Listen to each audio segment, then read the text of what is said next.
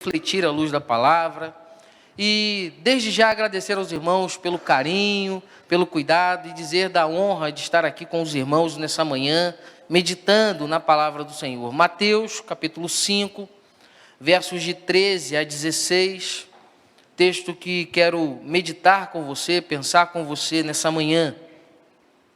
Diz assim o texto: vocês são o sal da terra, mas se o sal perder o seu sabor, como restaurá-lo? Não servirá para nada, exceto para ser jogado fora e pisado pelos homens. Vocês são a luz do mundo. Não se pode esconder uma cidade construída sobre um monte. E também, ninguém acende uma candeia e a coloca debaixo de uma vasilha. Ao contrário, coloca-a no lugar apropriado e assim ilumina todos que estão na casa. Assim brilha a luz de vocês diante dos homens, para que vejam as suas boas obras e glorifiquem ao Pai de vocês que está nos céus. Feche seus olhos, vamos orar? Pai querido, ó Deus, nessa manhã nós estamos diante da palavra do Senhor e queremos pedir ao Senhor que fale ao nosso coração. Abra, ó Deus, o nosso entendimento para ouvir a Tua voz. É a oração que fazemos em nome de Jesus. Amém. Queridos, eu quero pensar com você, à luz desse texto, sobre a influência do discípulo no mundo. Esse texto é um texto bastante conhecido, bastante comum a nós, e pensamos e falamos muito dele. Mas é um texto de uma riqueza e de uma profundidade muito grande, porque ele está no coração daquilo que conhecemos como o Sermão do Monte.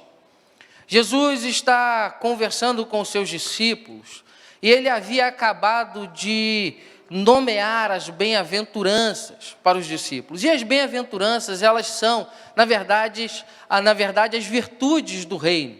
Jesus está trazendo para os discípulos aquilo que são os princípios, as virtudes do reino, para os discípulos viverem o reino de Deus de maneira imediata. E a expressão bem-aventurança, bem-aventurados, o sentido das bem-aventuranças, nós traduzimos de uma maneira, no senso comum, de felizes. Mas o sentido grego da palavra, mais profundo, se você for ao sentido mais profundo do texto, ele está mais ligado a aprovado. Porque a felicidade tem a ver com a aprovação, porque o sentido está no sentido daquele que anda com Deus, ou seja, se encontra aprovado por Deus, está na presença de Deus, e uma vez aprovado, vivendo as virtudes do reino de Deus, se encontra a felicidade. E a partir disso, então, Jesus vai colocar essas virtudes de forma prática na vida diária dos discípulos. Então, esse texto, Jesus está pegando os discípulos e colocando as virtudes na vida prática. Perceba, Jesus não está falando de algo que é filosófico apenas. Jesus não está trazendo um conceito platônico. Jesus não está trazendo uma ideia que vai dar aos discípulos um sentimento de algo que virá na posteridade. Jesus traz os conceitos da bem-aventurança e agora ele vai chamar os discípulos para aplicá-los na vida cotidiana, falando da influência. E dizendo o seguinte: olha, como resultado disso, vocês precisam estar preparados e conscientes de que, exercendo o seu papel, cada um de vocês vai exercer um papel, uma circunstância de influência na sociedade e no mundo. Por isso Jesus usa duas metáforas comuns ao povo: sal e luz. E Jesus vai destacar de maneira básica, a partir dessa metáfora, e uma metáfora doméstica, comum ao povo, as formas em que igreja e mundo estão separados. Jesus destaca de maneira muito clara que igreja e mundo têm papéis diferentes, são comunidades distintas. Jesus está se separando, dizendo que não há possibilidade de igreja e mundo andarem unidos, porque a sua natureza, a sua essência, a sua virtude é diferente. Jesus vai pegar aquilo que é simples e vai dizer para mim e para você, como disse aos discípulos, que existem duas realidades distintas e nas duas realidades distintas, nós precisamos estar conscientes de qual é a nossa como igreja e de como precisamos influenciar a realidade contrária, ou seja, como a igreja, como o discípulo de Jesus precisa influenciar o mundo em que ele vive. E é interessante que Jesus começa com uma expressão, vocês são. Tanto no verso 13 quanto no verso 14, você vai observar Jesus usando vocês são. Se a sua Bíblia for João Ferreira de Almeida, você vai ver João Ferreira de Almeida usando a expressão vós sois. Vós sois o sal da terra ou vós sois a luz do mundo. Seja na terceira pessoa ou na segunda pessoa do subjuntivo, João usa essa expressão, mas a expressão grega, na verdade, traz aqui um sentido mais profundo e de separação. Ou seja, Jesus está conversando, irmãos, e nós precisamos entender o contexto. Jesus está no monte, ensinando, pregando, e nesse lugar haviam 3 grupos distintos. O primeiro grupo era composto dos seus discípulos, e Jesus estava pregando aos discípulos. Jesus não estava pregando um sermão aleatório, Jesus estava trazendo um sermão aos seus discípulos, e ele estava trazendo para os seus discípulos as virtudes do reino.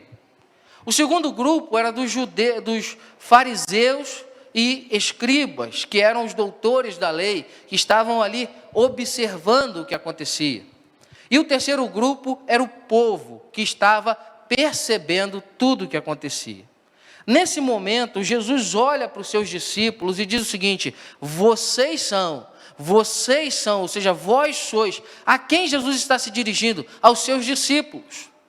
Jesus não está se dirigindo aos judeus, aos fariseus, aqueles que eram os religiosos da época. Jesus não está se dirigindo ao povo, Jesus está se dirigindo aos seus discípulos. Jesus está dizendo o seguinte, olha, existe uma separação. O povo precisa saber o que esperar dos discípulos, mas os discípulos precisam saber qual é o seu papel.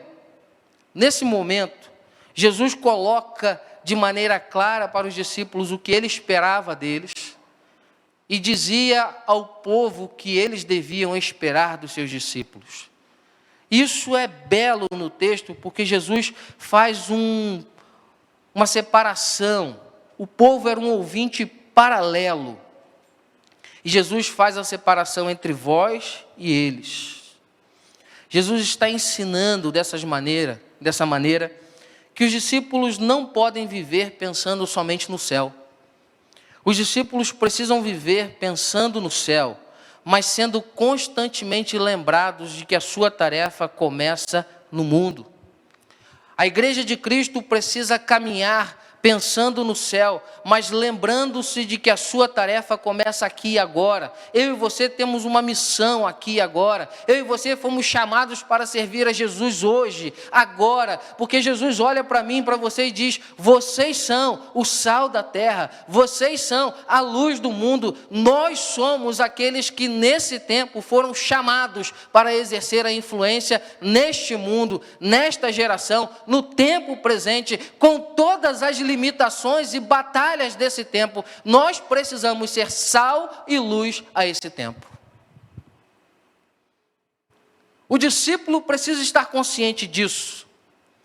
E o teólogo John Stott diz algo muito interessante quando ele diz que a igreja foi colocada no mundo com duplo papel. Como sal para interromper ou pelo menos retardar o processo da corrupção social. E como luz para desfazer as trevas. Amados, a nossa influência como discípulos, como igreja de Cristo no mundo, precisa ser tal que ela promova a interrupção do processo de decomposição, que ela promova o retardamento do avanço do mundo das trevas. Porque a influência da igreja está se corrompendo, está se diminuindo. Toda vez que a igreja perde o seu caráter essencial, toda vez que a igreja perde a consciência do seu papel na sociedade, Toda vez que o discípulo perde a sua consciência daquilo para qual ele foi chamado, a igreja perde poder de influência. E o poder de influência da igreja não está no seu status social. O poder de influência da igreja não está no seu status político. O poder de influência da igreja está quando ela vive as virtudes do reino de Deus, na sua individualidade, na sua relação cotidiana, influenciando vidas através do testemunho de Jesus Cristo todos os dias. E é isso que Jesus está dizendo aos discípulos. Ele está dizendo o seguinte: vocês precisam entender isso. Tillich vai dizer que sal e luz têm uma coisa em comum: eles se dão, se gastam. E isso é o oposto do que acontece com qualquer tipo de religiosidade egocêntrica. Queridos, não é possível pensar numa vida cristã vivida apenas na coletividade. Em uma vida cristã, no nosso tempo, vivida de maneira virtual, através do culto virtual, através das redes sociais, algo muito comum no nosso tempo, onde as pessoas estão se acostumando a adorar a Deus nas redes sociais, a cultuar a Deus com as redes sociais, mas na sua vida particular não tem uma vida íntegra com Deus. Sal e luz se gastam, e se gastam vivendo a integridade na sua particularidade, vivendo a integridade na sua pessoalidade, na sua individualidade todos os dias. E eu quero destacar 3 pontos a partir desse texto. A primeira coisa é que quando nós entendemos a nossa influência, nós percebemos que a nossa missão é exclusiva e pessoal. Jesus traz isso aos discípulos quando ele vai dizer que vocês são. Jesus não traz uma missão institucionalizada. Jesus traz uma missão, uma consciência de que o papel, a sua influência era algo exclusivo e pessoal. Isso significa dizer o seguinte: a responsabilidade é minha. Mas a responsabilidade pertence a cada um de nós aqui. A responsabilidade pertence a cada discípulo de Jesus espalhado no mundo, hoje, agora, do mais novo ao mais velho. Ela não pode ser transferida, ela é pessoal. Cada um de nós, irmãos, tem o poder de influência em algum lugar. Cada um de nós vive o que nós chamamos de um microcosmos. Ou seja, cada ambiente que cada um de nós convive, seja o ambiente familiar, seja o ambiente acadêmico, seja o ambiente de trabalho, seja o ambiente social, seja o ambiente recreativo, ele é um lugar de influência. E aonde cada discípulo se coloca, ele precisa ser influente de tal modo que ele promova, ao menos, transformação, impacto, mudança pela sua presença. Ou seja, aonde um discípulo de Jesus está, a presença de Cristo chegou. Essa é a consciência que o discípulo precisa ter. O discípulo, onde está, Cristo Jesus chegou. A sua presença é testemunho da presença de Jesus. A sua conduta é testemunho da presença de Jesus. Então, os discípulos precisavam ter isso, e a igreja hoje precisa ter isso em mente. Ao trazer para os discípulos qual era o seu papel e a sua condição no mundo, Jesus estava informando aos discípulos que a sua missão não era uma missão institucionalizada, não era uma missão genérica. Cada um precisava estar comprometido em cumprir o seu papel nas mais diversas formas e nos mais diversos ambientes. Amados, nós precisamos de servos, discípulos de Jesus, dispostos a serem sal e luz nas academias do nosso tempo. Dispostos a ser sal e luz lá na faculdade. Dispostos a ser sal e luz nos lugares onde se debate o pensamento, a erudição. Porque o que se vê nesse tempo são as trevas avançando nesses lugares. O lugar do pensamento se virou um lugar onde não se tem a possibilidade da fé. E quem disse que para ter fé precisa ser ignorante? Mas há servos de Deus ali. Há homens e mulheres chamados por Deus ali, e eles precisam ser sal e luz. Nós precisamos de servos de Deus nos ambientes de trabalho, nas escolas, nos lares, nas famílias. Ou seja, cada um de nós pode exercer influência em algum lugar. Cada um de nós precisa exercer. Quando Jesus traz essa expressão, esse pronome grego, vocês são, essa expressão vocês significa algo assim, como se Jesus estivesse dizendo, somente vocês. O sentido grego dessa expressão, vocês são, é como se Jesus estivesse dizendo, somente vocês, eles não, somente vocês, meus discípulos, somente eu que sou discípulo, somente você que é discípulo de Jesus, pode ser sal e luz. Perceba, meu irmão, a beleza da palavra de Deus, a beleza da missão, a beleza do chamado de Jesus, há algo que Jesus só confiou aos seus discípulos e à sua igreja. Só a igreja de Jesus pode ser sal da terra e luz do mundo. Só o discípulo verdadeiro pode ser sal da terra e luz do mundo. Nenhuma outra instituição neste mundo tem essa autoridade. Nenhuma outra instituição nesse mundo tem esse poder. Nenhuma outra instituição nesse mundo tem essa capacidade de ser sal da terra e luz do mundo, porque só a igreja de Jesus foi dada essa missão. Ninguém pode exercer esse papel a não ser os discípulos de Jesus. Martin Lloyd Jones vai dizer que o crente é uma pessoa essencialmente diferente de todas as outras criaturas humanas. E essa expressão de Jesus, meu querido irmão, vai trazer para nós um senso de responsabilidade muito profundo. Porque Jesus não vai trazer um padrão de escolha, ele vai trazer uma ordem imperativa. Ele vai dizer, vocês são. E essa ordem, ela está somada. Vocês são sal da terra e luz do mundo. Não há possibilidade de escolher. Uma vez que eu me torno discípulo de Jesus, que eu entrego o meu coração a Ele, eu agora recebo dele a missão de ser sal da terra e luz do mundo. Eu preciso exercer a missão. O sentido está em exercer a missão. Se somos discípulos de Jesus, precisamos ser sal e luz. Do contrário, corremos o risco de não sermos identificados como os discípulos verdadeiros.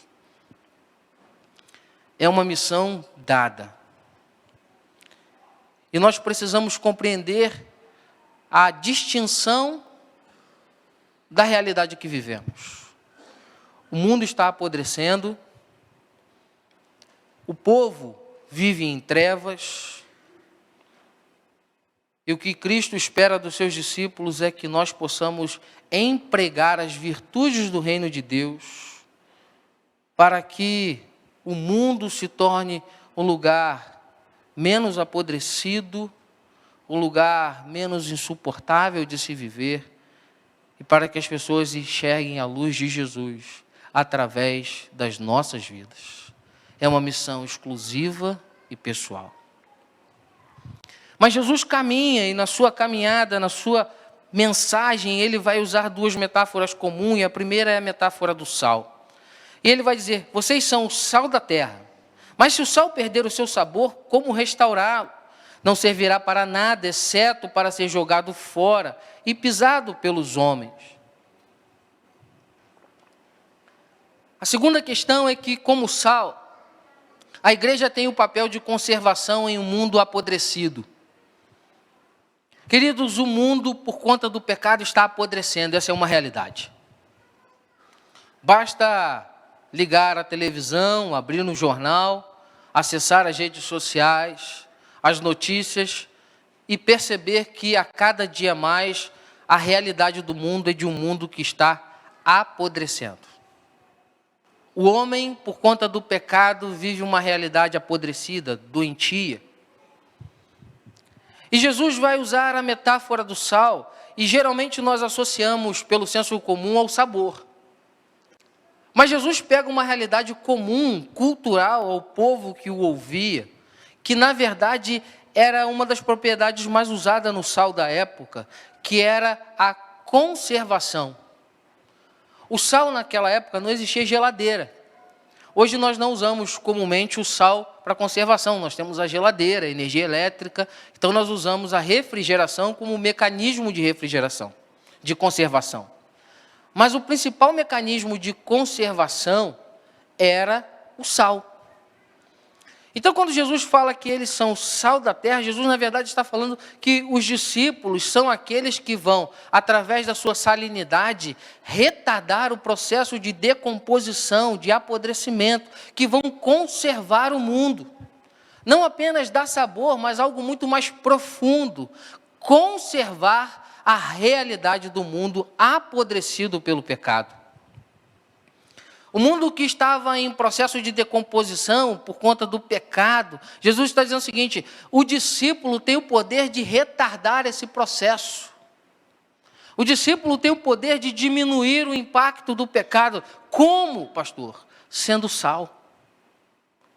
Não se entregando ao pecado, fazendo diferença, transformando a realidade, porque é a igreja a guardiã dos valores eternos da palavra de Deus. A igreja não negocia a palavra, a igreja não negocia os princípios da palavra, a igreja se mantém fiel à palavra, e quando ela faz isso, ela também traz para o mundo o confronto da palavra, e quando ela faz isso, ela retarda de alguma maneira o processo de apodrecimento. Por isso o mundo odeia a igreja. Porque a igreja evidencia a podridão do pecado, quando prega a palavra. John Stott vai dizer que a salinidade do cristão é o seu caráter, conforme descrito nas bem-aventuranças. É discipulado cristão verdadeiro, visível em atos e em palavras. Amados, nós precisamos ter em mente que a nossa sociedade, o mundo que nós estamos vivendo, está muito mais do que perdendo o sabor. Ele está apodrecendo. Ele está se decompondo. Estamos no mês da família. Mas as famílias estão se decompondo. Estão apodrecidas por conta do pecado. O discípulo precisa ser sal de tal modo que ele conserve. E o sal tem um poder muito interessante de conservação. Eu sempre gosto de dar um exemplo, mas a minha esposa sempre briga comigo quando eu dou esse exemplo. Mas é um exemplo que eu gosto muito para falar de conservação do sal. Existem aquelas carnes salgadas, hoje em dia não se tem mais essa prática. Língua de porco, orelha de porco, garganta de porco, aquelas coisas que a gente gosta de botar no feijão, fazer aquele feijão gostoso, né?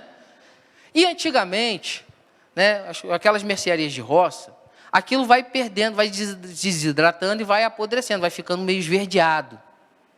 E aí o que o comerciante fazia? Hoje não pode fazer mais isso, tá, irmãos? Dá vigilância sanitária, dá até cadeia. Mas ele pegava aquilo, levava lá para trás, para o seu depósito, lavava aquilo tudo, colocava no sol e colocava sal grosso. Aqueles bichinhos que estavam ali faziam o quê? Pulavam tudo, iam embora, ele lavava de novo, colocava sal e voltava lá para a venda. A gente ia lá, comprava e aquilo estava delicioso, né? No feijão ficava uma coisa maravilhosa, que coisa gostosa. Por quê? O sal mandou o verme embora. E o que os olhos não veem, o coração não sente, né? O bucho não sente, ninguém via. E vocês estão rindo porque vocês já comeram carne assim, né? Todo mundo lembrou de alguma carne que comprou em algum lugar assim, né? Mas olha só, mas era assim.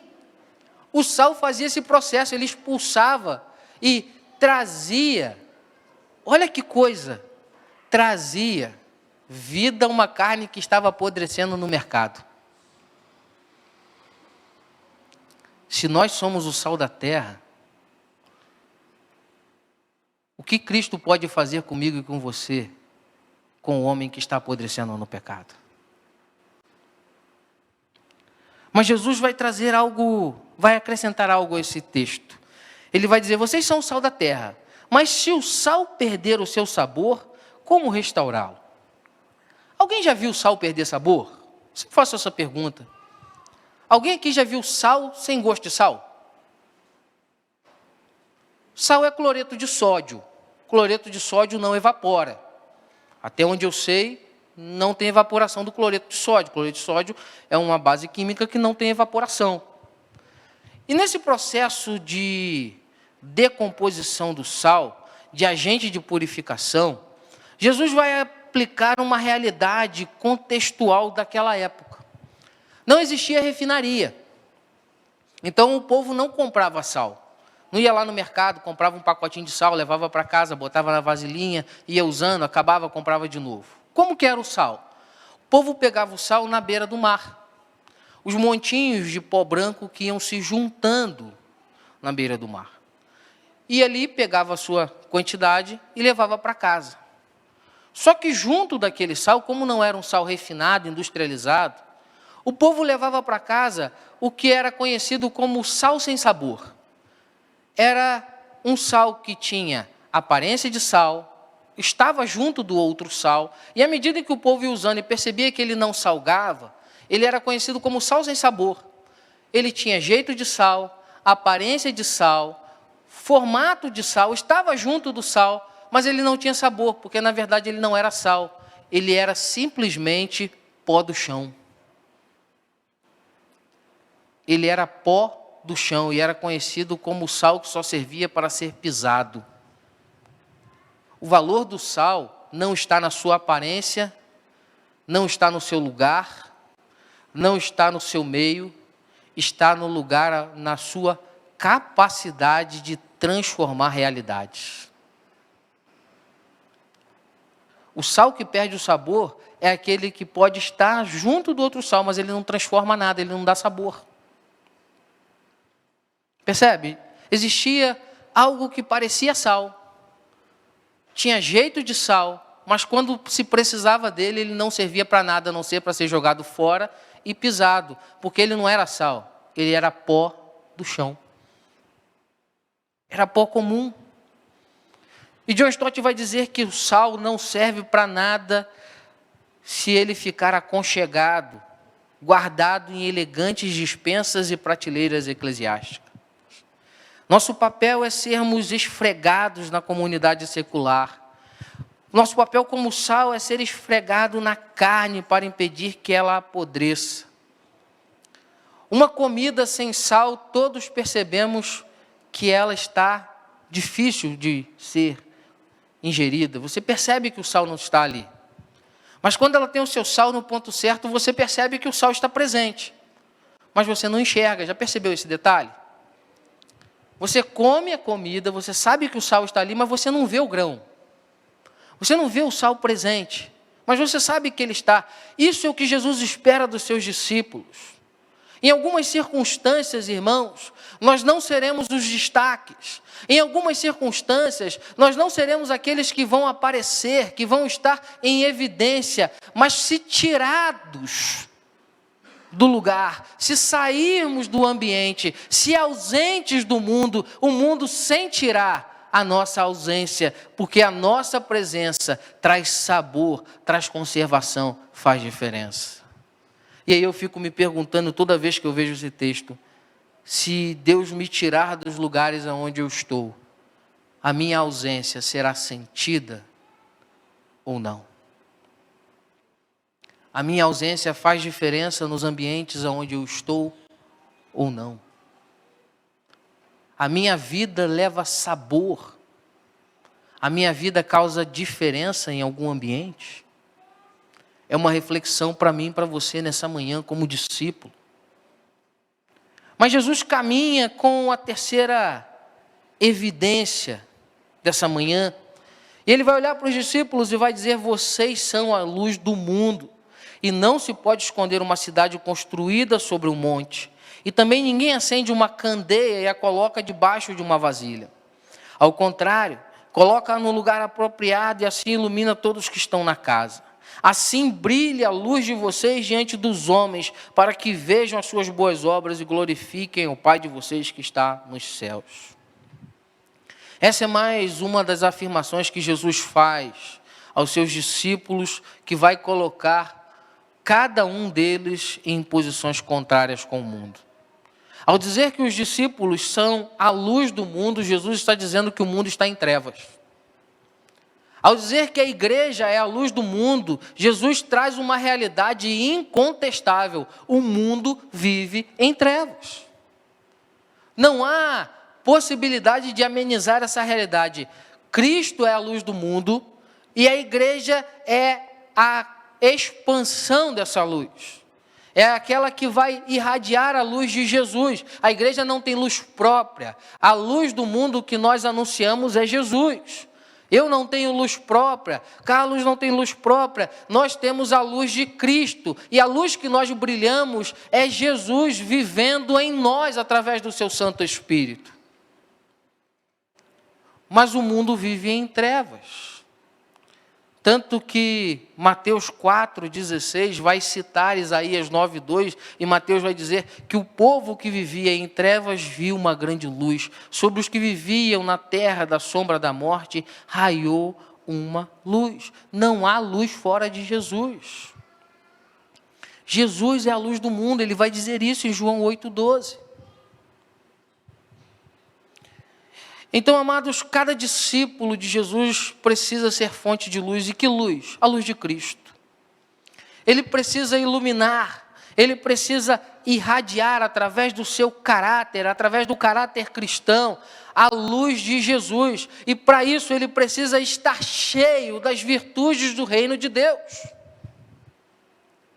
As bem-aventuranças, elas se aplicam a esse texto porque elas não estão separadas. Elas são consequência. Esse texto é consequência das bem-aventuranças. Nós não podemos desassociar o texto.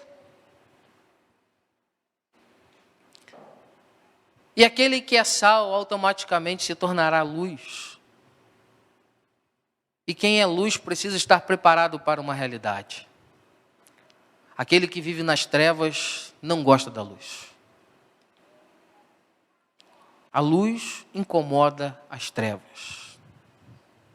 Não há união entre trevas e luz. A igreja e o discípulo não pode caminhar desejando ser reconhecida, amada, desejada, querida por um mundo em trevas.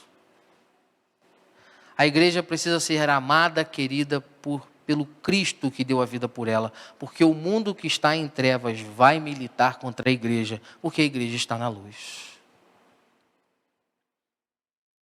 Nós estamos no meio da família. Levanta de madrugada, você que é marido, e acende a luz do seu quarto, para você ver o que a sua esposa faz com você. Ela vai brigar com você. Por quê? Está tudo apagadinho. Você acendeu a luz, aquilo incomoda, porque a nossa visão é incomodada.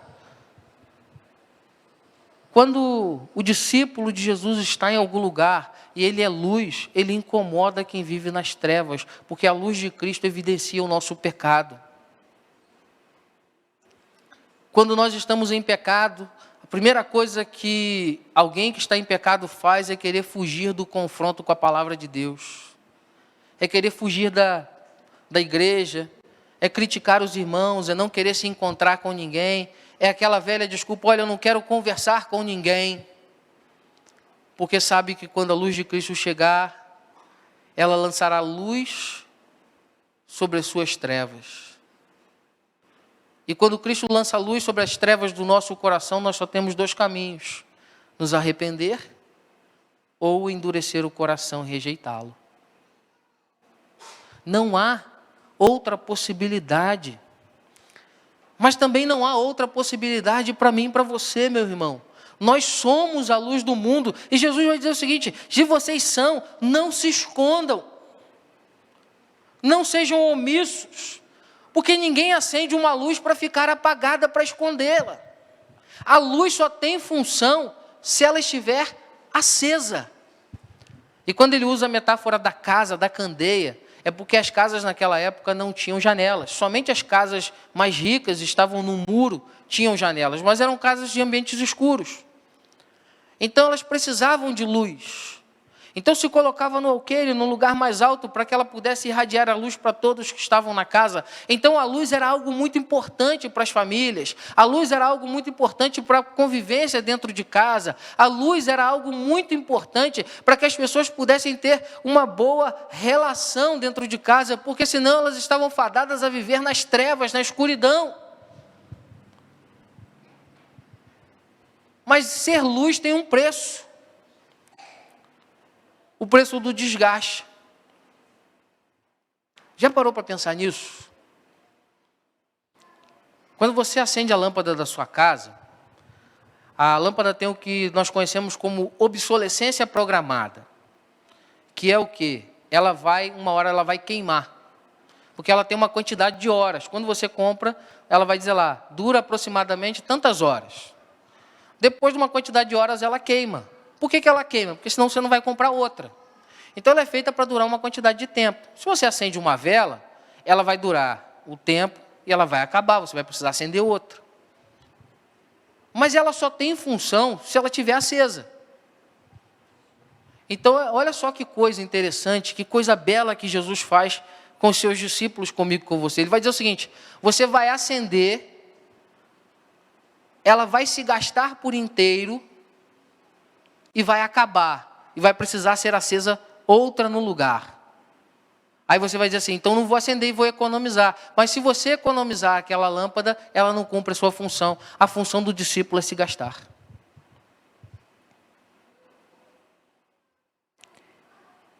Dietrich Bonhoeffer, teólogo alemão, vai dizer que os discípulos precisam ser o que são, ou não são seguidores de Jesus.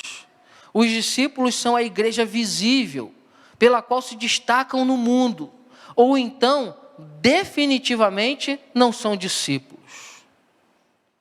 E a luz dos discípulos amados são as suas boas obras. Jesus vai dizer assim, brilhe diante de vocês, diante dos homens, assim brilhe a luz de vocês diante dos homens, para que vejam as suas boas obras e glorifiquem o Pai.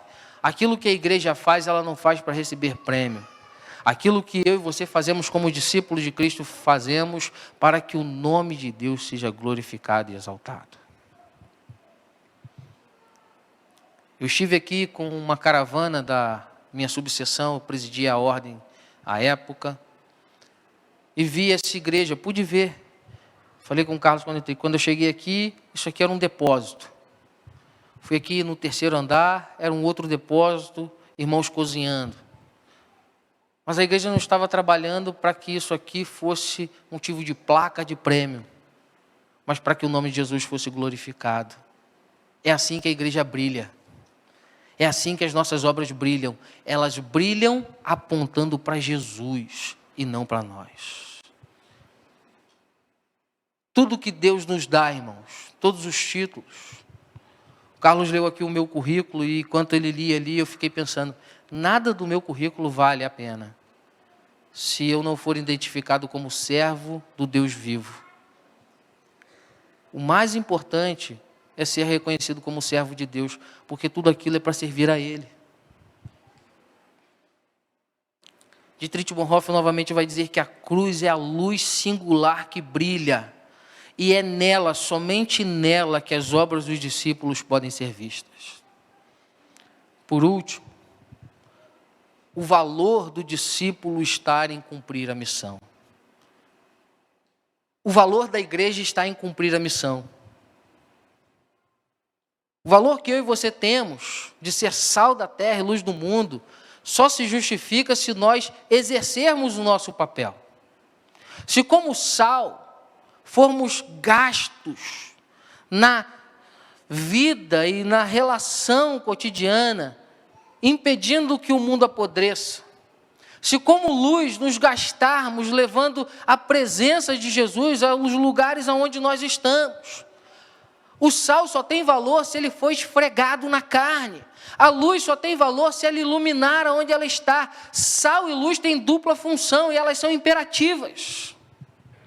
Elas têm papel complementar. O discípulo, ele só é um discípulo verdadeiro quando ele exerce esse papel de influência. Como sal, ele impede que o mundo continue apodrecendo. E como luz, ele repele as trevas. Ele se gasta, vivendo a sua vida todos os dias para a glória de Deus. Perceba, não é uma relação institucional, é uma relação de vida. Eu sou sal e luz na minha família, mas eu sou sal e luz no meu trabalho, eu sou sal e luz no meu ambiente de estudo, eu sou sal e luz na minha relação cotidiana, eu sou sal e luz no meu momento de lazer.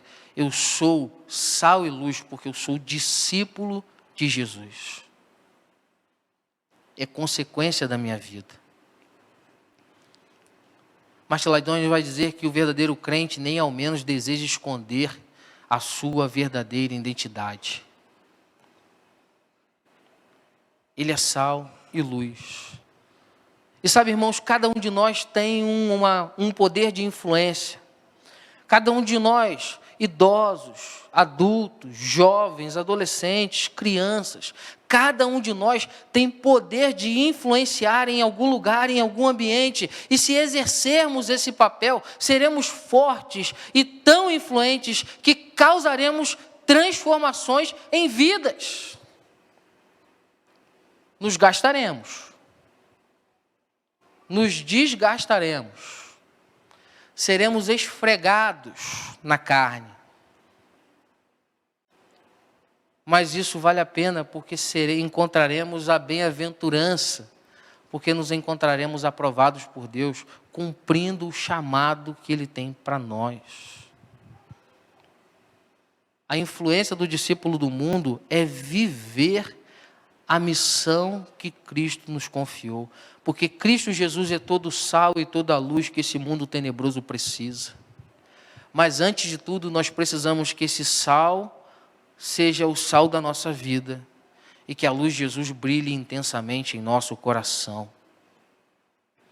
Como diz John Stott, o mundo está em decomposição e precisa de sal.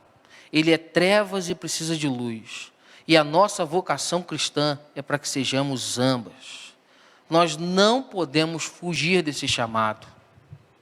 Meu irmão, Cristo Jesus chamou a mim e a você, todos nós, independente da idade, independente da formação intelectual, independente da classe social, independente do ambiente, do lugar onde vive, Cristo Jesus chamou a mim e a você, cada um dos irmãos aqui presente nessa manhã, no culto online, cada um de nós para ser sal e luz, e nós não podemos fugir desse chamado. Esse chamado é para os discípulos de Jesus. Ele não vai dar a outra instituição neste mundo. Nenhuma ONG, nenhum governo, nenhum poder público, nenhuma nação pode assumir essa missão, porque ela é exclusiva da igreja e só a igreja tem autoridade para exercê-la. Isso, a igreja só alcançará o seu valor se ela viver. Dietrich Bonhoeffer vai dizer que a fuga para a invisibilidade é a negação do chamado. E a igreja de Jesus, que queira ser invisível, não é a igreja do discipulado. Por isso eu quero concluir, meu querido irmão, chamando você para pensar sobre essa realidade. Qual tem sido a sua capacidade de influência? Você tem sido sal? Você tem sido luz? Nessa manhã o Senhor Jesus diz para mim e para você que você e eu somos sal da terra e luz do mundo. Não de uma maneira simples, simplória, mas de uma maneira profunda, nos chamando a influenciar este mundo. Nosso papel é estar infiltrado no mundo, mudando as condições, as realidades, sem ser mudados por ela. É ser luz, iluminando e levando a luz de Jesus aos lugares que estão em trevas, sem permitir que as trevas dominem o nosso coração. É sendo influência, sem permitir que a influência da pós-modernidade, da hipermodernidade, como já chamam, mudem a nossa essência, a nossa condição, a verdadeira condição de servos, discípulos de Jesus. Jesus está nos chamando para uma dupla influência na comunidade secular. A primeira é negativa, como sal, impedindo que a comunidade secular apodreça. E a segunda é positiva, produzindo luz em meio às trevas. E a minha oração por você nessa manhã é que você seja um discípulo que cause transformação e influência nesse mundo. Eu queria convidar você a fechar os seus olhos. E é nessa manhã fazer essa reflexão com o Senhor. E eu quero orar pela sua vida. Eu quero pedir ao Senhor que cause impacto, que use a sua vida para impactar os ambientes, os lugares, os ciclos que você tem vivido. E meu querido irmão, se nessa manhã a palavra falou ao seu coração e você entende que precisa ser diferente, fazer diferença em algum lugar, fazer diferença em algum ambiente, eu quero orar por você, eu queria convidar você a se colocar de pé aí onde você está. Eu queria pedir ao Senhor que use a sua vida, que cause transformação na sua vida, que você seja alguém de influência para o nome dele. Se você desejar, coloque-se de pé. Já temos alguns irmãos de pé nessa manhã. Peça ao Senhor, diz: Senhor, faz de mim sal, faz de mim luz, me ajuda a causar influência nos lugares aonde eu estou. Pai querido, ó Deus, nessa manhã teus filhos estão de pé. E de pé nós reconhecemos, ó Pai, que temos um chamado para exercermos a dupla função de ser sal e luz. Por isso, ó Deus, nos colocamos diante do Senhor pedindo que o Senhor nos ajude, sendo todo o sal e toda a luz que precisamos para exercer influência, impacto, transformação, ó Deus, aonde o Senhor tem nos colocado, para exercer, ó Deus, mudança nas realidades que temos vivido, sendo a partir de nós, ó Deus, o começo da mudança que o Senhor deseja. E ó Pai, que nós possamos ser como igreja do Senhor, como discípulos do Senhor, sal da terra e luz do mundo neste tempo tão desafiador. Usa-nos, ó Deus. É a oração que te fazemos em nome de Jesus. Amém. Amém. Deus abençoe você, meu querido irmão.